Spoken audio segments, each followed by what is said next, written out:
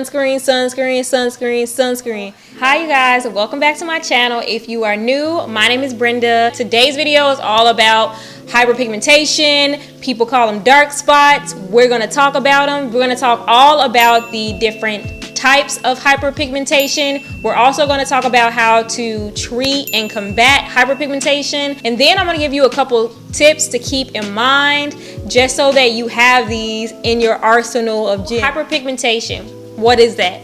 Hyperpigmentation is basically when your skin overproduces melanin, and melanin is actually what gives our skin color. It's our pigment, and obviously if you are someone of a deeper skin tone, you are more melanated than someone that is of a fairer skin tone. And with hyperpigmentation, there are different types. First one is called PIH, and that is post-inflammatory hyperpigmentation. And what that is it's a result of you actually having a acne blemish. And so with post-inflammatory hyperpigmentation, it's the quote-unquote dark spot that you get after an acne blemish.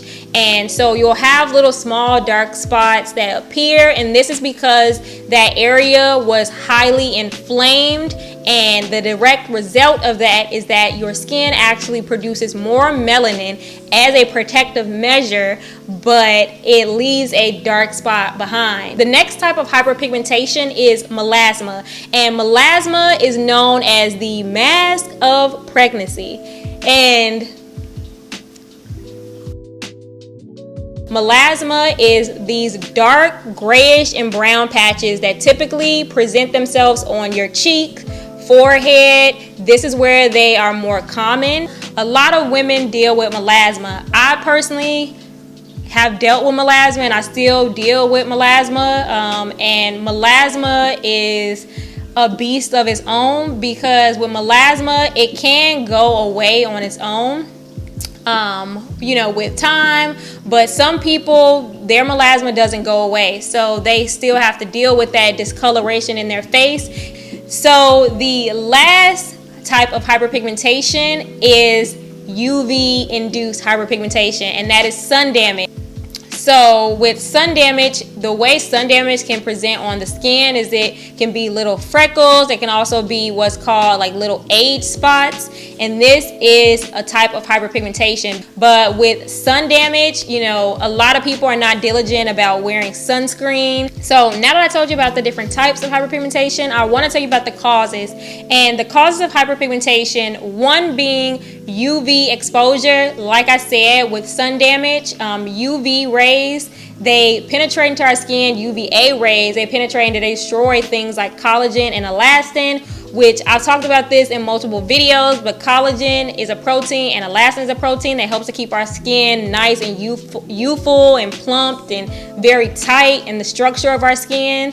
And this is super important, obviously, because a lot of people are worried about anti-aging, but you make sure to wear sunscreen, because that's the one preventative measure to make sure your skin ages well. The next cause for hyperpigmentation is, of course, like I mentioned with melasma, it's a hormonal imbalance. So whether that's you are on a form of birth control or if you're pregnant, this can actually make your skin produce more melanin, and so you can deal with hyperpigmentation. So the last cause for hyperpigmentation is, of course, trauma and irritation. Like I mentioned with the first type of hyperpigmentation, which is called PIH, this is a result of your skin being super inflamed and irritated with that acne blemish, and it leaving behind a dark mark, which of course is a post-inflammatory mark. And so with any irritation of the skin, or if you irritate your skin, it can cause your skin to produce more melanin. So now that I told you about the types of hyperpigmentation and also the causes of hyperpigmentation, and hopefully you're still with me, we are going to talk about how to treat and combat hyperpigmentation. And so for treating hyperpigmentation, I want you to keep in mind these three categories. You need to incorporate skin brighteners and lighteners, and I don't mean like lighten like Michael Jackson when he lightened his skin. Skin brighteners, these are ingredients that help to brighten and promote a more even skin tone. The first ingredient would be vitamin C. Vitamin C, a lot of people gravitate towards vitamin C anyways. Vitamin C is essential for our skin to be able to function. Whether you're taking that internally or topically, you're putting like a vitamin C product on your skin. It's really great with evening and brightening the skin tone. With vitamin C, however, it can be quite irritating and it does not mix well with other ingredients. So I definitely say, if you're using this, use it at a separate time than you're using other ingredients. But with vitamin C, it is really great because it's an antioxidant, so it helps to protect your skin from further damage, and it also helps to repair any sun damage. But it also is really great because it helps to aid in collagen production, which, like I mentioned, collagen is very, very important. Another great ingredient to help treat hyperpigmentation is licorice root. Licorice root is actually, and I even seen it in research, licorice root is known to be even more of a, great brightener for hyperpigmentation than vitamin C. The next ingredient would have to be Azelaic acid. So I mentioned Azelaic acid in my video about acids. This acid, it actually is a multifunctioning acid. It is a very, very, very gentle acid that gently exfoliates the skin, and it can be used daily. It's really great with treating hyperpigmentation because it helps to scuff off dead skin and it just helps to brighten the skin. It's also an antioxidant, so it helps to protect your skin from any further damage. So it is just a really great skin brightener. Another really great ingredient is alpha arbutin. There are different forms of arbutin, but arbutin is really great because it helps to lighten and even out the skin tone. It's really great for those that deal with hyperpigmentation. The next category is acids. And so I already mentioned Azelaic acid in skin brighteners because it's a multifunctioning ingredient, but it can also go in this category as well. So with Azelaic acid, it is something that you can use daily. It helps to scuff off dead skin very gently. Another really great acid is lactic acid. Lactic acid is a really great exfoliating acid. It's a AHA, and it lightly exfoliates the top layer of skin. It actually helps to increase hydration in the skin, so it helps keep the skin hydrated. Lactic acid is a great option for anyone looking to even out their skin tone because it works at the top layer of your skin, and it's just a really great exfoliating acid. So the next category of treatments is retinoids, and so retinoids are super great as well. I made a whole video about retinol, but retinoids are really great for helping aid in improving the overall pigment of the skin, but then also it has anti-aging benefits, of course, but then also it's really great with acne. So retinoids are just one of those multifunctioning ingredients, and with retinoids, specifically retinol, it is really great for those that have hyperpigmentation because with retinols, it's a vitamin A derived ingredient that helps to resurface the skin. So it helps to speed up our skin's natural ability to turn over, and it just really helps with evening out the skin tone, especially if you've had like hyperpigmentation marks for years and years and years. Try a retinoid, specifically retinol, and I will 9 times out of 10 guarantee that your hyperpigmentation will improve significantly.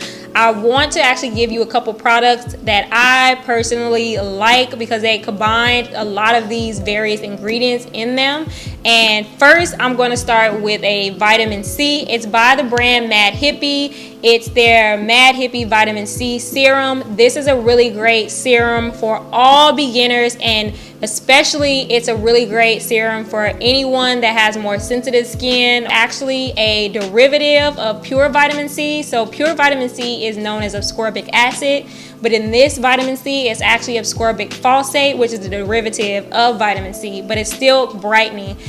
This is a really great hydrating formula as well. So this serum has hyaluronic acid, which if you don't know about hyaluronic acid, where have you been? But hyaluronic acid is a really great hydrator. It actually naturally occurs within the skin. It's a part of our skin's natural moisture, and it helps to draw and bind 1,000 times its weight in water. So it helps the skin in hydrating and keeping the skin looking plump. This also has konjac root, which is also a really great ingredient as well, and that aids in brightening. And this also has chamomile. Chamomile is very soothing to the skin. And this is just a really great formula overall. Another product that I want to mention that is a vitamin C is actually by the brand Good Skin Days. It's actually the brand that was launched off of Socoglam. And if you don't know about Socoglam, I actually made a video about the brand Then I Met You, and the founder of that brand, Charlotte, she actually is the curator and creator of Socoglam, her and her husband. But they actually just recently launched for their actual Socoglam website, they launched a actual product line, and this is their product line, Good Skin Days. And so they have a vitamin C that is really, really great. So their vitamin C is a 10% pure vitamin C, so it's 10% pure ascorbic acid. This also has a couple other brightening ingredients that I really like. It has licorice root, so it has that in it that helps to brighten, even out the skin tone. This also has niacinamide. Niacinamide is a vitamin B3 that helps to strengthen the skin's natural moisture, but then it's also really brightening as well, and it also helps to regulate oil production. This also has arbutin, which, like I said, that is another ingredient that helps to even out the skin tone. And it just really has a lot of really great ingredients in it. Next is a brand that I've talked about before and a lot of people already know about. It's been popularized for like 2 years now, maybe even longer than that, and that would be the Ordinary 2% arbutin, alpha arbutin. And so this is just a serum that just has arbutin, and I think it also has hyaluronic acid in it. But this is also another good option if you are looking to try to include some kind of like targeted treatment for your hyperpigmentation. And lastly, I've talked about this product before in my video about acids, but that is the Ordinary's Azelaic acid. And this is a 10% Azelaic acid cream, like a cream gel almost. It has like a creamy gel texture. But this is also another really great product that has brightening abilities as well. And so I'm gonna really break this down on how you can actually implement these different skincare products, how to actually fit these products into your regimen. I wanna just give you a couple examples of how you can fit them in. So you can use them in the morning or the night. I prefer to use like products that have vitamin C in it in the morning because it's an antioxidant, so it helps to protect the skin. Also, azelaic acid is an antioxidant, so I want to use that during the daytime. But of course, you can use it day or night. So an example of how you can incorporate them morning and night is that you always want to start on clean skin. Then you can go on with your lighter weight products, whether it's a toner or essence. Then you can incorporate your serums, or if your vitamin C or your other, treatment products that contain these ingredients, you can go ahead and put that there. Then of course you want to moisturize, and then if you're using it in the morning, of course you want to wear a sunscreen. At night you don't need to. So that's an example of how you can incorporate these treatment products into your actual regimen. The most important, and I didn't even stress this, the most important product that you need to have to help to prevent and also to combat hyperpigmentation is sunscreen. Hopefully you guys enjoyed this video. I will leave the different treatment products with those different ingredients down below. Make sure that you are wearing your sunscreen. Like I said, if you're going to try any of these, you need to make sure your first line of defense is sunscreen. If you enjoyed this video, give me a thumbs up. Also, of course, make sure that you subscribe if you enjoy my content, because I definitely am going to be making so much more content. And also, thank you for everyone that has subscribed recently. I definitely appreciate it. I appreciate, the like, the love. It is appreciated. So thank you so much for subscribing to my channel. But as always, bye-bye.